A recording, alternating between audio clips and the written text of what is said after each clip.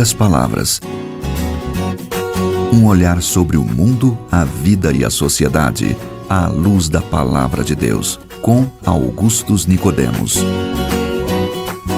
Está entrando no ar mais uma edição do programa Em Poucas Palavras, de volta com novos temas aqui com você, depois que você ficou esperando aí a gente voltar, devido à agenda do nosso comentarista.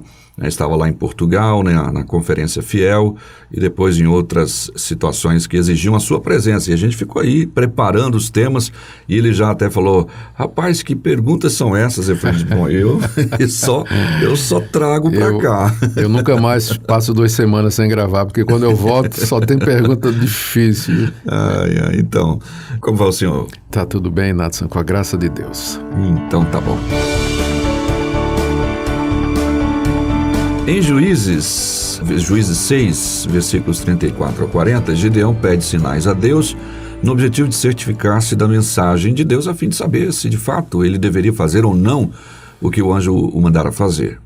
Não raramente há pessoas que perguntam aqui para a gente se devemos fazer desse tipo de atitude, de alguns exemplos da Bíblia, modelo para conhecer a vontade de Deus. Esse é o tema do programa de hoje, atendendo a dúvida de um internauta através do nosso e-mail.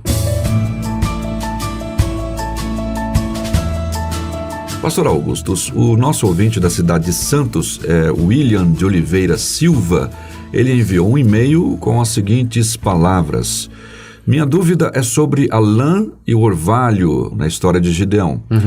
E ele diz: hoje podemos fazer essa prática e pedir a Deus confirmações de algumas coisas, assim como fez Gideão, ou isso ficou no Velho Testamento devido ao tempo de apostasia que vivia o povo daquela época? E ele agradece ao programa, que tem sido uma grande edificação para a vida dele, agradece pelo programa. Muito obrigado, William. Esse é o nosso abraço. Vamos começar dizendo que eu não entendo que isso tem nada a ver com a apostasia da nação de Israel. Tá? Isso tem a ver simplesmente com a maneira da qual Deus costumava se manifestar e fazer conhecida a sua vontade. Nós temos que lembrar que a Bíblia, ela registra a revelação progressiva de Deus, a maneira progressiva pela qual Deus comunicou a sua vontade ao seu povo e ao mundo.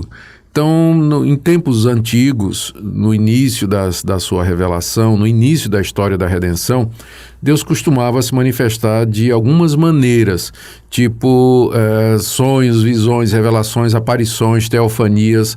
Nós temos vários exemplos: a sarça ardente, a coluna de fogo, a coluna de nuvem. Deus assumia forma humana, como por exemplo, aquela vez que ele enfrentou Jacó no Val do Jaboque, aquela vez que ele aparece a Abraão e quando vem para destruir Sodoma e Gomorra. Aquilo que a gente chama de teofania, não é isso? Teofania, que são manifestações de Deus no Antigo Testamento.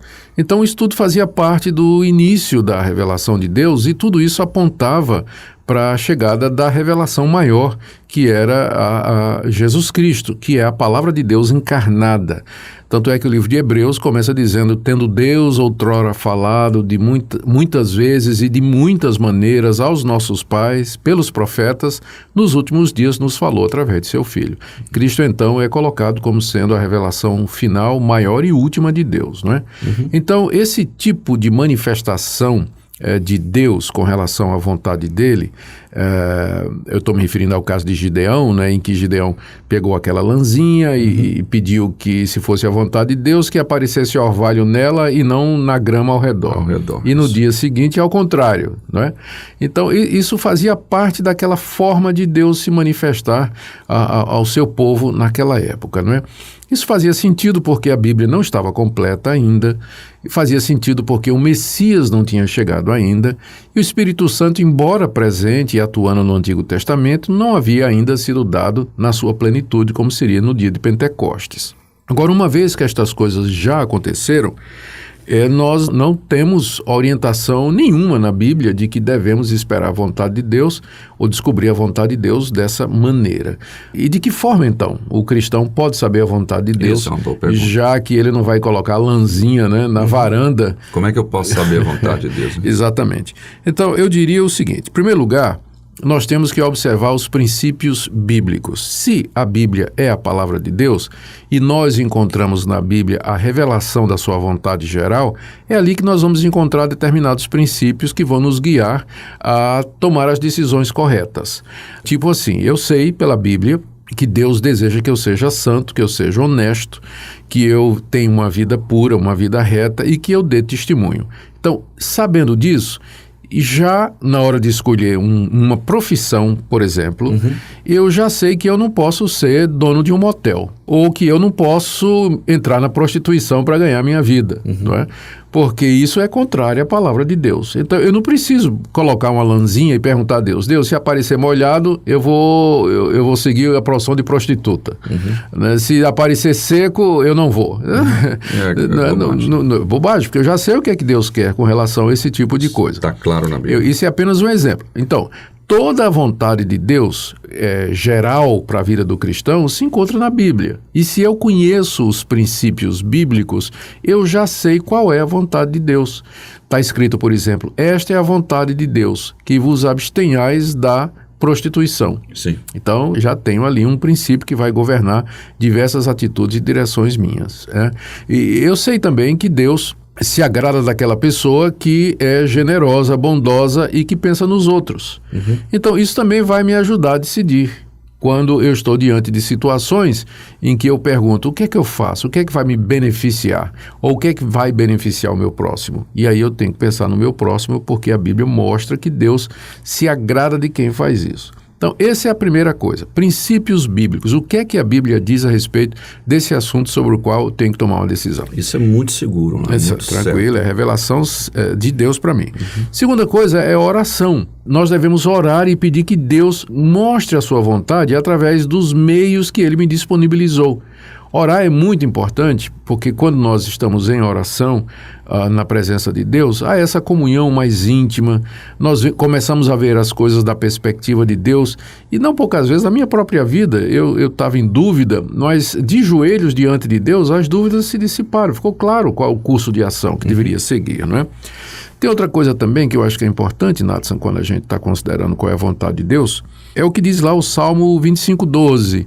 Aquele que teme ao Senhor, este o ensinará no caminho que deve escolher. Sim. Então, o temer a Deus. Temer aqui não é ficar com medo de Deus, mas é um temor reverente, não é? Que diz assim, eu quero agradar a Deus, eu temo a Deus.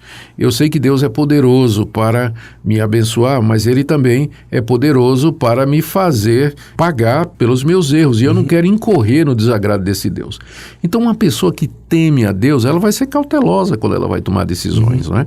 Ela vai perguntar o que é que agrada a Deus, o que é que não agrada a Deus. Então, o temor de Deus seria um outro elemento dessa decisão. E aí vem outras coisas do tipo assim, circunstâncias. Vamos supor, eu estou querendo casar e de repente eu vejo uma mulher da qual eu me agrado. Então, a pergunta é a vontade de Deus que eu case com ela? E primeira coisa que você deve ver, ela está disponível? Ela é solteira? Ela é casada? Não é? Exato. Tem muita gente que faz, não, Deus separa essa pessoa, né? Infelizmente, tem umas coisas estranhas. Exatamente. Né? Então, as circunstâncias vão mostrar se aquela pessoa vai ser sua mulher ou não. Então, se de repente você gosta dela, ela está disponível, não tem nenhum impedimento. Você não tem nenhum impedimento. Vocês têm idade suficiente para casar. Não é? Existem condições financeiras que permitem o casamento, né? Os pais aprovam, não é? Existe uma compatibilidade. Ela é crente, porque a palavra de Deus diz que pode casar, mas no Senhor, não é?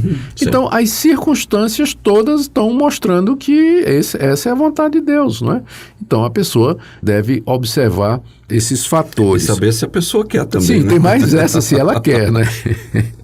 Tem a questão do bom senso também, Nathan, que muitas vezes o bom senso nos revela qual é o caminho a seguir, porque muito da vida cristã é simplesmente sabedoria simples e comum e prática, não é?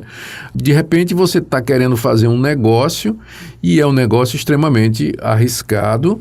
Você pode colocar em risco o seu patrimônio, o sustento da sua família, não tem garantia nenhuma. Então, o bom senso está mostrando que você não deve começar esse esse negócio, né? Que você não deve se meter numa situação em que você vai colocar em risco o sustento da sua família e assim por diante, né? Você pode até orar a Deus e perguntar, mas é como se Deus dissesse: o que é que você acha, meu filho? Você acha que... né? É óbvio que é uma situação que você não deveria entrar. Então, bom senso. Aí, né? Outra coisa que nos ajuda a saber a vontade de Deus são bons conselhos de pessoas que conhecem a Deus. Que temem a Deus. Temem a Deus. No livro de Provérbios está escrito: na multidão dos conselheiros há sabedoria. Então, perguntar a opinião de um crente experimentado, dois, não é? Ou então, se você, e eu espero que seja, né, membro de uma igreja na qual você está comprometido e na qual você participa, conversa com o pastor da igreja, não é? Ou expõe, pede a opinião e sabedoria e discernimento espiritual.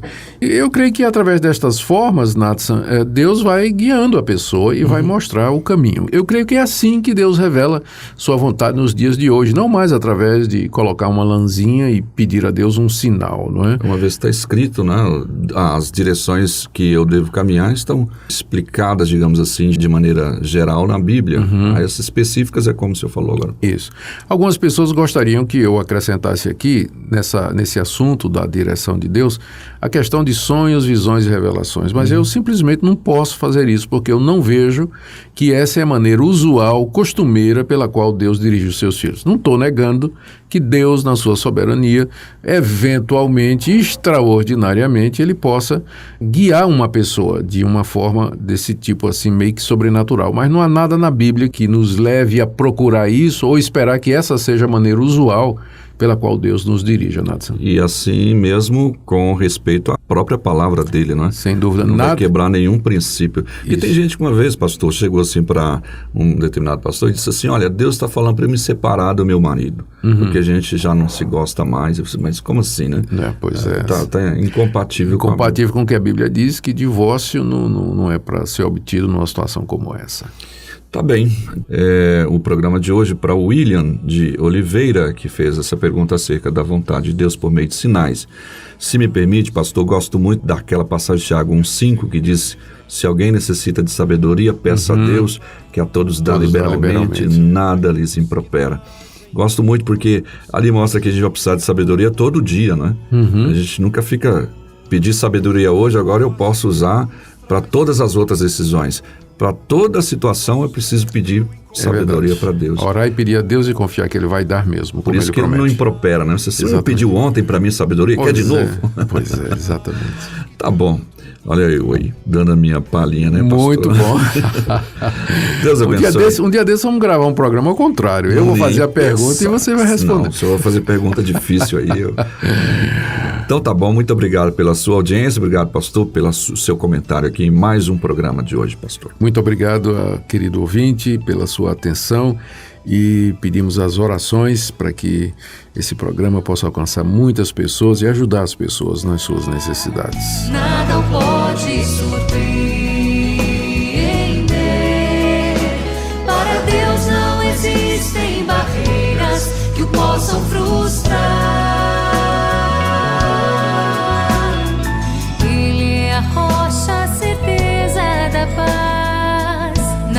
Pode estremecer. Não há quem lhe ensine o caminho ou questione o que faz. Sua presença é conforto na dor, nos consola e renova o vigor. Basta olhar além do que vemos para achar a paz que tanto buscamos. Crer e descansar nos planos de Deus.